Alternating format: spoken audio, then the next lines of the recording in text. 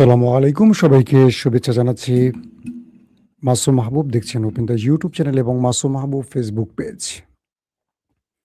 প্রিয় দর্শক, বেশ কিছু গুরুত্বপূর্ণ খবর আছে। এর মধ্যে সবচেয়ে পছন্দের যে খবরটি আমি দিতে চাই সেটি হলো বাংলাদেশ এবং পাকিস্তানের মধ্যে একটি সামরিক চুক্তি বা যুদ্ধ বিমান নিয়ে একটি স্পেশাল পর্ব থাকবে। পাশাপাশি ভারত এবার ইসরায়েল এবং আরব আমিরাতের সাথে যুক্ত হচ্ছে ইরানের বিরুদ্ধে, এমন ইঙ্গিত পাওয়া যাচ্ছে। কি ঘটতে যাচ্ছে? পাশাপাশি ইরানের সিকিউরিটি প্রধান আলী লারিজানির পদে যিনি বসছেন, তিনি তুরস্ক সফরে আছেন। যুদ্ধ এক সপ্তাহ আগামী এক সপ্তাহের মধ্যে যুদ্ধ বেঁধে যেতে পারে। ঠিক এই সময়টিতে তুরস্ক সফরে এলেন কেন ইরানের এই জাতীয় নিরাপত্তা প্রধান? বেশ কিছু গুরুত্বপূর্ণ খবর থাকবে। হিজবুল্লাহর সাথে নেতা বাহিনীর ভালো সংঘর্ষ চলছে। প্রথম যে খবরটি দিয়ে শুরু করতে চাই, অনেকে বাংলাদেশের খবর শুনতে চান না, আমি বলতে চাই। আপনি শুনতে চান, আশা করি। আমিও বলতে চাই। আসাম থেকে ফয়জুল ভাই, ভালো আছেন না? দৌলত খান থেকে আবু জাফর, ভোলা ভোলা না, ঘুইংকারাটের মিষ্টি ভালো। তো শেখ হাসিনা পালিয়ে যাবার পর প্রফেসর ইউনূসের সময় থেকে বাংলাদেশের সাথে পাকিস্তান এবং তুরস্ক এবং চীনের রিলেশনটা বলা যায় নতুন করে ঝালাই করা শুরু হয়ে গেছে। প্রফেসর ইউনূসের আমলে আমরা দেখেছি যে একে একে একাধিকবার পাকিস্তানের সামরিক বাহিনীর ঊর্ধ্বতন কর্মকর্তারা বাংলাদেশ সফরে এসছেন। রাজনৈতিক বড় বড় ব্যক্তিরা, রাষ্ট্রের যারা মন্ত্রী পর্যায়ে, পররাষ্ট্রমন্ত্রী, স্বরাষ্ট্রমন্ত্রী, তারা একের পর এক আসছেন। চীনের সাথেও মোটামুটি ভালো রিলেশন দেখা যাচ্ছে, তুরস্কের সাথেও।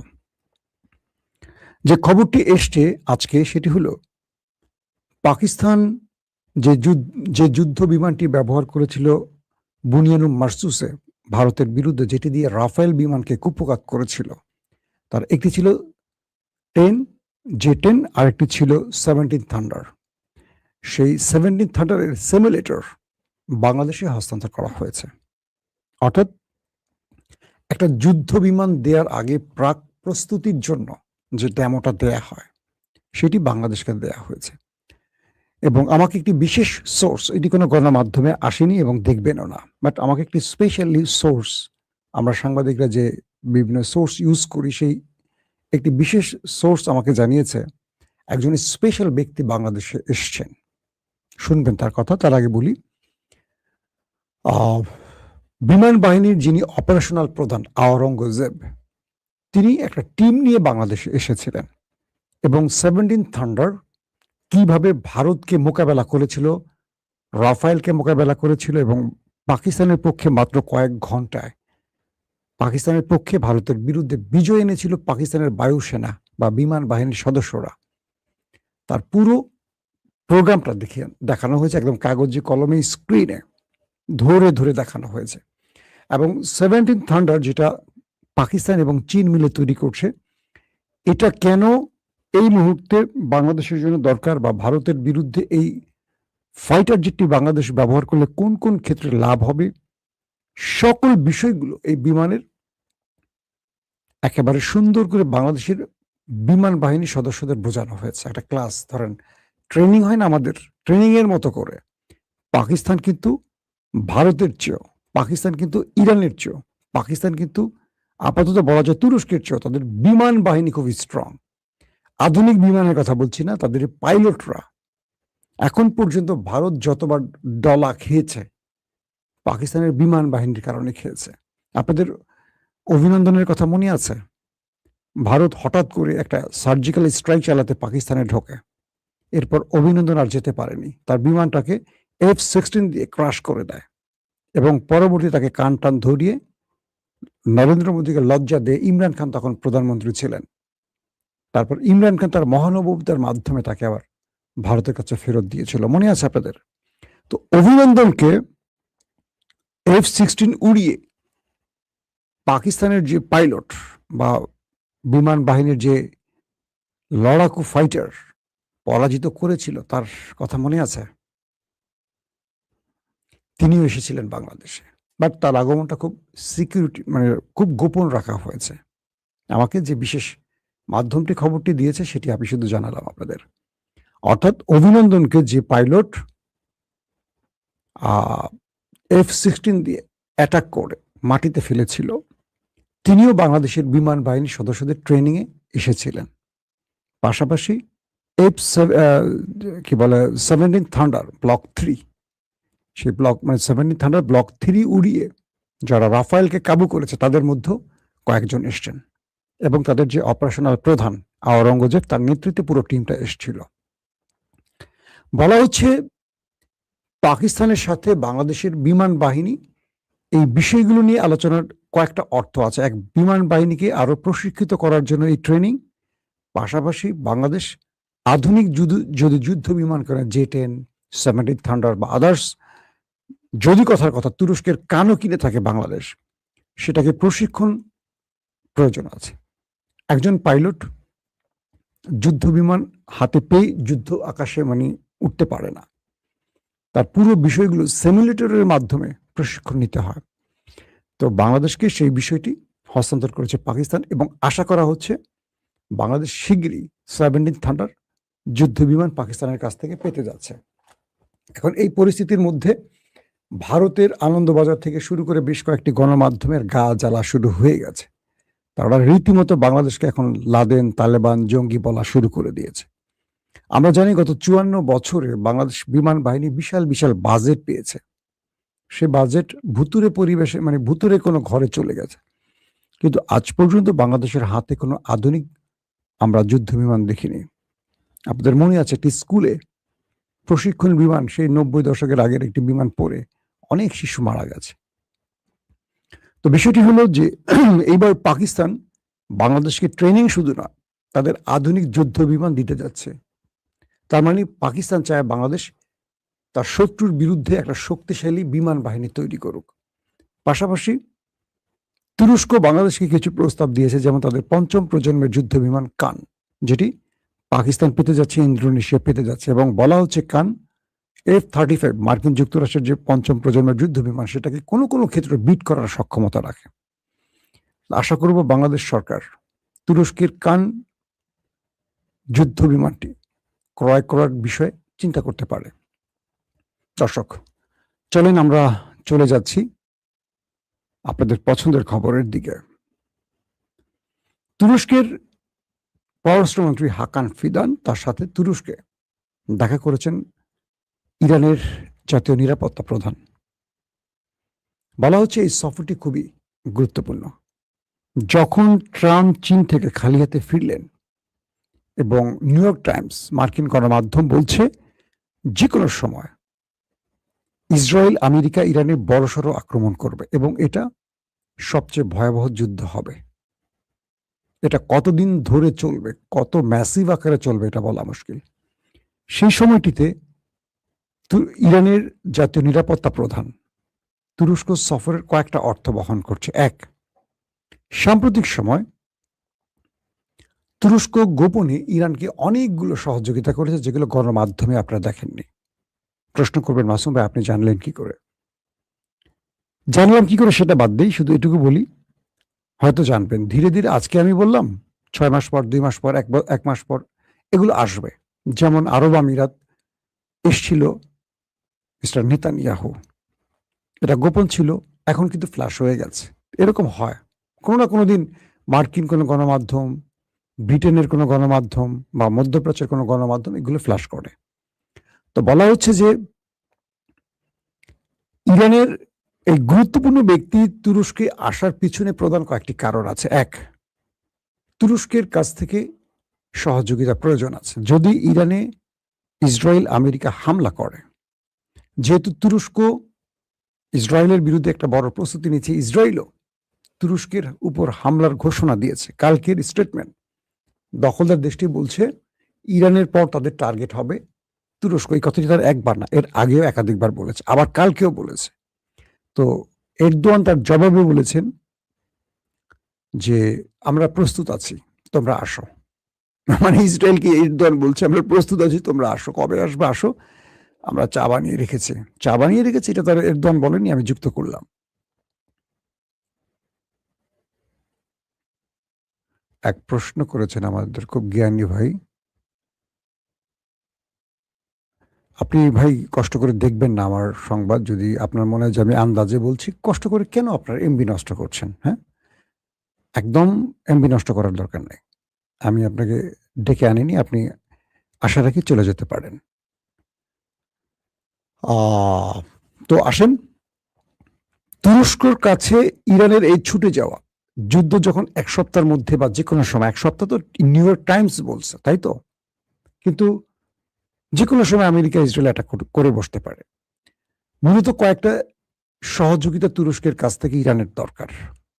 হতে পারে প্রযুক্তিগত, যেহেতু পাকিস্তানকে ভারতের বিরুদ্ধে প্রযুক্তিগত সহযোগিতাটা কিন্তু তুরস্ক করেছিল। আর সামরিক কয়েকটা দিকে চীন করেছিল এবং কয়েক ঘন্টার মধ্যে ৪ দিনের যুদ্ধ ছিল ভারত পাকিস্তানের। ভারতের কাপড় খুলে ছেড়ে দিয়েছিল। তো ইরান কিছু হয়তোবা গোয়েন্দা ভিত্তিক কিছু বিষয়, পাশাপাশি তুরস্কের সাথে ইরানের সীমান্ত আছে। এক্ষেত্রেও কিছু সহযোগিতা প্রয়োজন, অস্ত্রের দিক থেকে কিছু প্রয়োজন। অর্থাৎ ইরান আমেরিকা ইসরায়েলের সাথে লড়াই করতে গিয়ে তাদের দুর্বলতাগুলো খুঁজে পেয়েছে। সেই দুর্বলতাগুলোর কিছু জিনিস তুরস্কের কাছে আছে, যেগুলোর পেলে ইরানের দুর্বলতাগুলো দূর হবে। এক, আবার দেখবেন রাশিয়ার সাথে ইরানের এত ভালো সম্পর্ক আমরা সবসময় খবরে দেখি, বলি, তাই তো? কিন্তু কখনো দেখবেন না রাশিয়া তুরস্ককে খুব হাই ভোল্টেজ, খুব পাওয়ারফুল অস্ত্র দিয়েছে। S-400, S-500 বা তাদের যে পাওয়ারফুল যুদ্ধ বিমানগুলো শুনি দেবে, দেবে, দেবে, দেবে, দেবে, দেবে, শুনছি আমরা। এখনো ইরান হাতে পেয়েছে কিনা এখনো জানিনি। আবার দেখবেন চীন দেয়, কিন্তু চীন দেয় তেলের বিনিময়ে দিচ্ছে। চীনকে এখন পর্যন্ত ইরানের পাশে মোটামুটি ভালোভাবে দেখা গেছে, কিন্তু রাশিয়াকে আমি সবসময় সন্দেহের মধ্যে রাখি। যদিও তারা অনেকভাবে সহযোগিতা করেছে এই যুদ্ধে। কিরকম সহযোগিতা করেছে? স্যাটেলাইট তথ্যের মাধ্যমে মার্কিন ঘাঁটিগুলো কোথায় কোথায়। এখন ধরেন আমার শত্রু মিস্টার কদম আলী, তো কদম আলীকে আমি সার্চ করতে পারছি না। আমি কদম আলীকে মারতে গেলে কদম আলীও আমার চেয়ে শক্তিশালী, আমাকে মেরে তক্তা বানায় ফেলবে। তাহলে কদম আলীর সাথে জব্বার আলী ঝগড়া বেজে গেছে। আমি জব্বার আলীকে বললাম যে তুমি এখানে মারো, ওইখানে মারো, ওইখানে মারো, সেখানে মারো। অর্থাৎ কদম আলীকে দুর্বল করা আমার লক্ষ্য। তো জব্বার আলী কদম আলীকে মারতে গিয়ে মরুক আর বাঁচুক আমার যায় আসে না, কিন্তু কদম আলী তো দুর্বল হচ্ছে। বিষয়টা হলো রাশিয়ার, এরকম আমার কাছে মনে হয়। কিন্তু আমরা আগ বাড়িয়ে আমাদের অনেক গণমাধ্যম, অনেক ইউটিউবার রাশিয়াকে ইরানের একদম মানে কি বলবো জানকে দোস্ত বানায় ফেলে। এটা আমার কাছে মনে হয় না। কারণ রাশিয়ার সাথে ইরানের চেয়েও বিশ্বস্ত পার্টনার ইসরায়েল। মনে রাখবেন, রাশিয়ার অলিগারদের বড় বড় অলিগাররা হলো ইহুদি। এই পুরো পৃথিবীর যুদ্ধ হলো একটা বাণিজ্য। আমেরিকা যুদ্ধ করে বাণিজ্যের জন্য। তো এই বিষয়গুলো আমাদের অনেক রকম ভাবনা চিন্তার মধ্যে আসে। তো এখন যে বিষয়টি তৈরি হয়েছে যে ইরানের তুরস্ক সফরটিও আমেরিকা ইসরায়েলের মাথা ব্যথার কারণ হবে।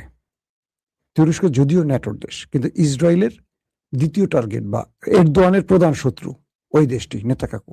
আপনারা জানেন দুজনের মধ্যে কিন্তু হায়াবি আকারে চলে। এটা যে কোনো সময় যুদ্ধের দিকে চলে যেতে পারে। আসেন তারপরের গুরুত্বপূর্ণ খবরটি দেই।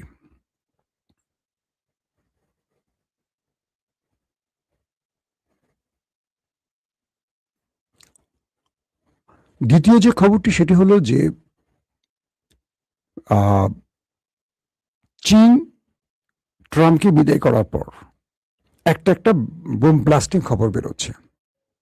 সেটি হলো যে আরব আমিরাত তারা গোপনে কতটা ইরানের পেছনে ছুরি মেরেছে তার তথ্যগুলো একটার পর একটা বেরোচ্ছে। প্রথম আসলো কি নেতানিয়াহু এবং তার মোসাদ প্রধান গোপনে সফর করেছেন, সেটা ফ্লাশ হলো। এরপরে আসলে কি আইডিএফ প্রধান অর্থাৎ ইসরায়েলের সেনা প্রধান তিনি এসছেন, সেটা ফ্লাশ হলো। সাম্প্রতিক অর্থাৎ ব্রিক্সের যে বৈঠকটি হলো নয়াদিল্লিতে, এরপর ঝটিকা সফরে নরেন্দ্র মোদী এসছেন আরব আমিরাত, একটা বিশাল বাণিজ্যিক চুক্তি করলেন। আরব আমিরাত নরেন্দ্র মোদীকে বলল আমরা ইরানের সাথে যুদ্ধে যেতে চাই, ভারত তার পাশে থাকবে কিনা। ভারত আরব আমিরাতকে গ্রিন সিগন্যাল দিয়েছে। তার প্রথম সিমটম কি? ভারতের নরেন্দ্র মোদী হরমুজ প্রণালী দ্রুত খুলে দেওয়ার আহ্বান জানিয়েছে এবং বলছে ইরান হরমুজ প্রণালী বন্ধ করে পুরো পৃথিবীকে, বিশ্বকে অস্থির করে ফেলেছে। কিন্তু ব্রিক্সে বসে আব্বাস আরাকচি ভারতকে বারবার বলেছিল, একটি স্টেটমেন্ট দাও যে ইরানে আমেরিকা ইসরায়েল হামলা করেছে এবং স্কুলের শিশুদের হত্যা করেছে। এটা খুবই দুঃখজনক এবং এটা নিন্দা জানাও। সেটা কিন্তু নরেন্দ্র মোদী করেনি। অথচ এই ইরান পাকিস্তানের চেয়ে বেশি বিশ্বাস করতো বা ভালোবাসতো বা তার পার্টনার হিসাবে ভারতকে জায়গা দিয়েছিল। আপনারা জানেন আজকে পাকিস্তান কি করছে দেখেন। একটা ছোট্ট ভূমিকা রাখি, সত্যটা বলতেই হবে। তো সত্যটা, সবসময় ইরানের কথা বলি মানে আমি ইরানকে খুব ভালোবাসি বা সবসময় অমুকে, আমি ভারতকেও ভালোবাসি।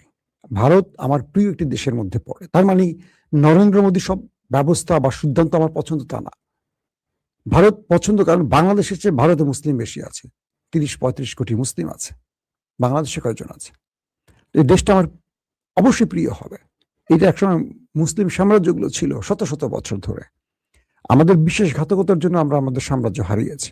এটা তো ঘৃণা করার কিছু নেই। পাকিস্তান যখন বুঝলো আরব আমিরাত, ইসরায়েল একটা গ্রুপ করে তারা ইরানের বিরুদ্ধে যুদ্ধে যাবে এবং পুরো গালফ জড়াবে, পাকিস্তানের সেনাপ্রধান আসিম মনির শাহবাজ শরীফ দ্রুত সফর করলেন সৌদি আরব এবং সৌদি আরবকে একদম সরাসরি বলে দিল, যদি আপনারা ইরানের বিরুদ্ধে যুদ্ধে জড়ান আমরা ইরানের পক্ষে দাঁড়াবো, যত চুক্তি করছি চুক্তি শেষ। একদম সহজ বাক্যটা, কথাটা এরকম, হয়তো এইভাবে নিউজগুলো আসেনি। নিউজগুলো কি বলছে? সৌদি আরবকে ইরানের বিরুদ্ধে যুদ্ধ করতে বাধা দিয়েছিল পাকিস্তান। আপনাদের জানা রাখবে এই গালফ কান্ট্রির ক্যান্টনমেন্ট কিন্তু পাকিস্তান, আমেরিকার ক্যান্টনমেন্ট ইসরায়েল, মধ্যপ্রাচ্য কন্ট্রোল করবে ইসরায়েলকে দিয়ে আমেরিকা। ঠিক আরব রাষ্ট্রগুলো যত আধুনিক অস্ত্র কিনুক, তাদের তো পেট্রো ডলার আছে, কিন্তু মূল ক্যান্টনমেন্ট তাদের পাকিস্তান।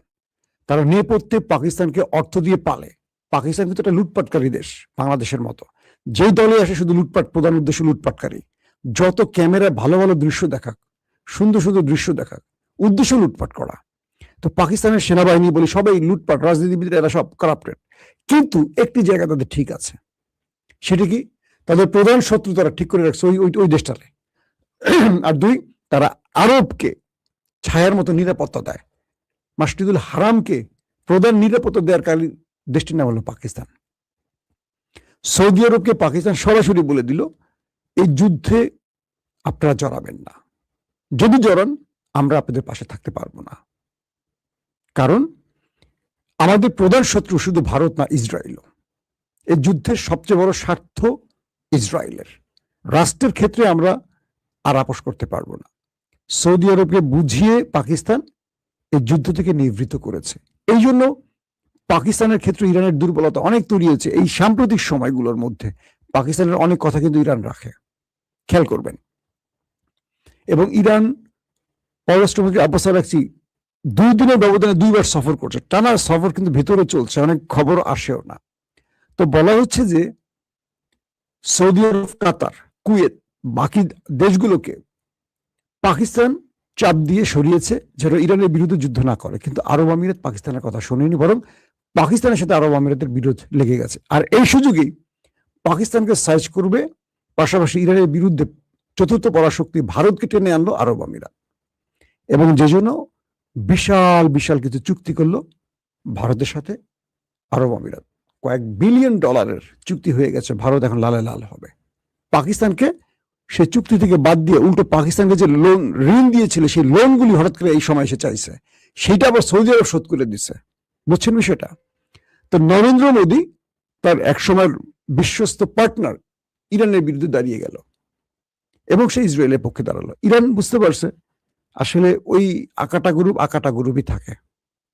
একটা সত্য বিষয় হলো কি জানেন, ইমানদারদের শত্রু সবসময় তারা হবে যারা অবিশ্বাসী। আমাদের দেশে অনেকেই মনে করেন, সরি টু সে, আমি ধর্ম নিয়ে কথা বলতে পছন্দ করি না, অনেকেই অনেককে বন্ধু বানান। শুধু একটা জিনিস বলি, ধর্ম না, ইমানদার আর অবিশ্বাসী, বিশ্বাসী আর অবিশ্বাসীর মধ্যে একটা পার্থক্য সারা জীবন থাকবে। এটা আল্লাহ রাব্বুল আলামিন বলে দিয়েছে।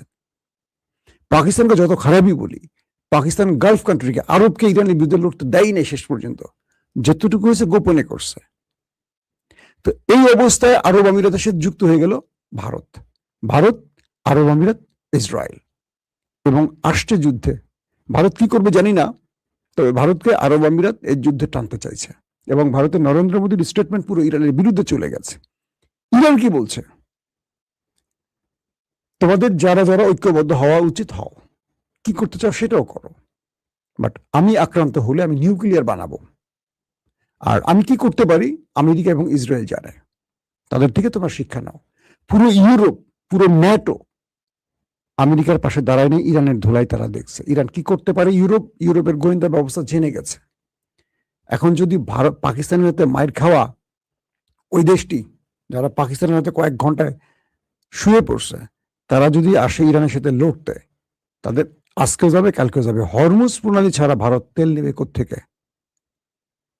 কারণ ইরান বলে দিয়েছে আমেরিকা এবং ইসরায়েল এবং তাদের মিত্রদের জন্য হরমুজ প্রণালী নিষিদ্ধ, স্থায়ীভাবে নিষিদ্ধ। তো এটা এটা খুবই গুরুত্বপূর্ণ ভারতের জন্য। আমার এক ভাই প্রশ্ন করেছেন, ভাই আপনি তো অহংকার নিয়ে কথা বলবেন। অহংকার নিয়ে না।